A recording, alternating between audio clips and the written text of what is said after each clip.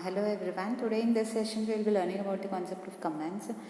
Already you all know few things about comments, how they are said to be written. Mainly that those lines they don't get executed. Only thing is that it is the human readable information. That those are said to be comments. So in C# also you have the concept of comments. So you will be learning in this session about the comments and what does different types of comments are there and the XML comments are there, that you will be learning. Okay. So first let us see what do you mean by a comment. Comment are used mainly in the program. Mainly it is said to be a piece of code which is said to be in the human readable format. What is it? It is nothing but a piece of code which is said to be in the human readable format. It will be there. Mainly it is not executed, it is not said to be compiled, it is said to be ignored by the compiler. Okay, in this comments type there are three types. You can check it. One is said to be single line, another one is multi-line, another one is XML comment. So there are three types of comments in C#. One is single line, multi-line and XML comment. All these types of comments are there. So single line comments, when I want to comment a single line, I may use a double slash. Okay. What do you do? When it is said to be a single line comment, you are said to be just using the double slash. Okay, those lines which are there, only those lines which are there said to be commented, that particular line, it will not be executed. The compiler ignores it mainly, only reads the statement which is there in the programmatic concept.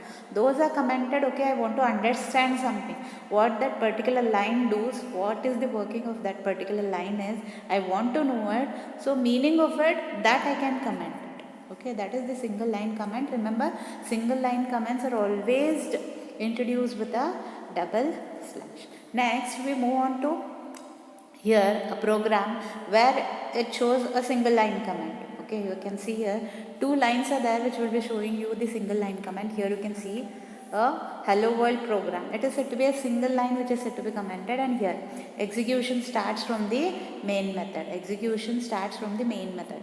That line is said to be commented, and here also. Okay, what I am doing here in the next line is just printing the line. So in the commented line it is giving an information. You can check here in the commented line, it is just said to be giving an information, like it is said to be printing the hello world. Here also what is happening, it is moving to the main method. What happens in the main method, that it will be done. So that it will be commented in that particular line. Okay, and I am starting here with the program, hello world program. So here it is said to be commented. Like that you are said to be giving the single line comments.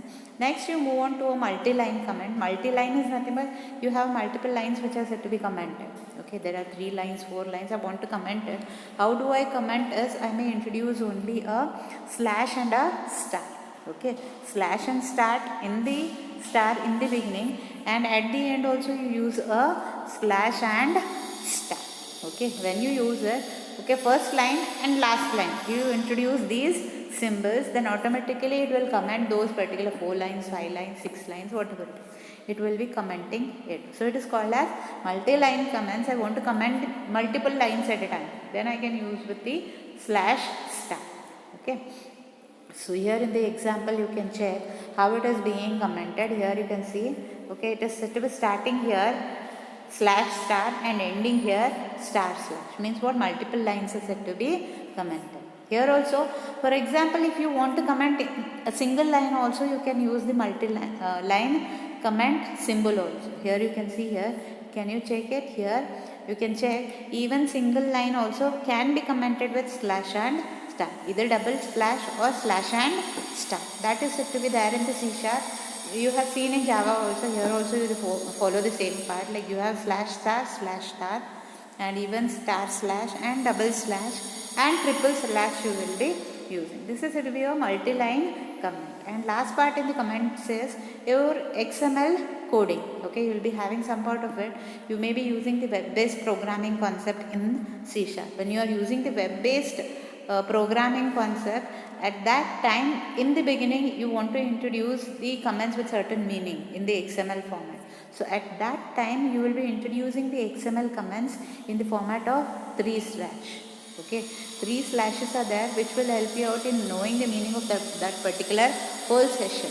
Okay, so remember in the XML documentation, for the commentation purpose you are using 3 slashes. Okay, example you can take it out here.